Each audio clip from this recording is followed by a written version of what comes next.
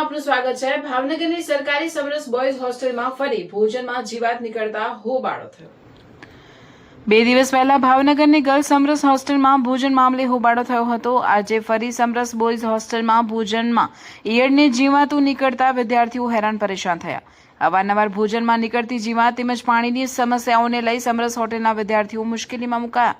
સવારના નાસ્તામાં ગરોળી અને જીવાત નીકળતા વિદ્યાર્થીઓના આરોગ્ય સાથે ચેડા। હોસ્ટેલના સંચાલકો સામે એબીવીપીના વિદ્યાર્થીઓને હોસ્ટેલ વિદ્યાર્થીઓ વિરોધ કર્યો।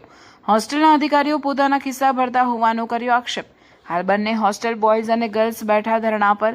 હોસ્ટેલમાં રહેલા અધિકારીની બદલી કરવામાં આવે અને ભોજન સારું આપવાની માંગ સાથે વિદ્યાર્થીઓ ધરણા પર બેઠા।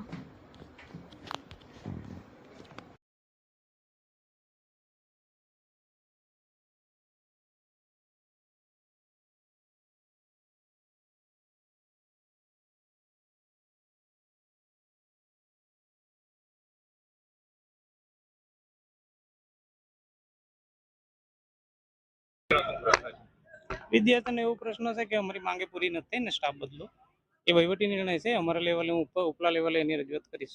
વારંવાર ભોજનમાં ગુણવત્તાને લઈને શા માટે સવાલો એ આ લોકો એવું કહે છે કે આ રીતનું નીકળે છે। એ અત્યારે આ લોકો મને ફોટા બતાવ્યો કે યાના છે કે કઈ રીતનું છે, હું અત્યારે મારા લેવલે ચેક કરાવી દઉં છું। વિદ્યાર્થીઓનો પ્રશ્ન સાચો છે કે હવે આજનો તો હું અત્યારે આવ્યો છું, એ ચેક કરાવીને તો આપણે જણાવું કે કઈ રીતનું છે। વારંવાર આ પ્રકારના પ્રશ્નો ઉઠતા હોય તો કેટલા વ્યાજબી કહેવાય? નહીં ન થાય, એ હું ચેક કરાવી લઉં છું। બાંયધરી આપી શકો છો કે હવે ભવિષ્યમાં ન થાય? બાંયધરી અત્યારે હું જે કમિટી બનાવું એમના લેવલે બધું ચેક કરાવીને એમને જે રીતે કલેક્ટર સાહેબની સૂચના છે એ રીતે બધું વ્યવસ્થિત કરાવી અને ભવિષ્યમાં કોઈ પ્રશ્ન ઉપસ્થિત નહીં એવું કરીએ છીએ। હવે શું તપાસ કરશો?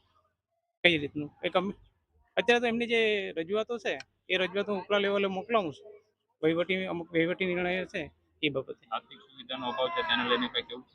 એમાં સર અત્યારે રિનોવેશનનું કામ ચાલુ છે, તો અમુક સમયે અમુક ફ્લોરમાં કદાચ પાણી બંધ હોય ચાલુ હોય એ રીતનું થાય છે, પણ એ પૂરતું પ્રમાણમાં મળે, રિનોવેશન બી તાત્કાલિક ધોરણે થાય એવી હું મારા લેવલથી દરેક આરએમપી સાથે સંકલન કરીને કરાવી દઈશ। જો અંતિમ સવાલ, નોડલ અધિકારી અને જે સમરસના સમાજ કલ્યાણ વિભાગના અધિકારી છે તેમને વખતો વખત વિદ્યાર્થીઓનું કેવું છે રજૂઆત કરે છે પણ કોઈ સાંભળતું જ નથી, તો આ પ્રકારની કેટલું વ્યાજબી કહેવાય છે હોસ્ટેલની અંદર જો આ પ્રકારની બેદરકારી થતી હોય? કઈ નહીં સર, એ બાબતે જે રજૂઆતો છે મને અત્યારે એ લોકોએ કરી છે, હું ઉપલા લેવલે તમામ રજૂઆતો જવા દઉં છું।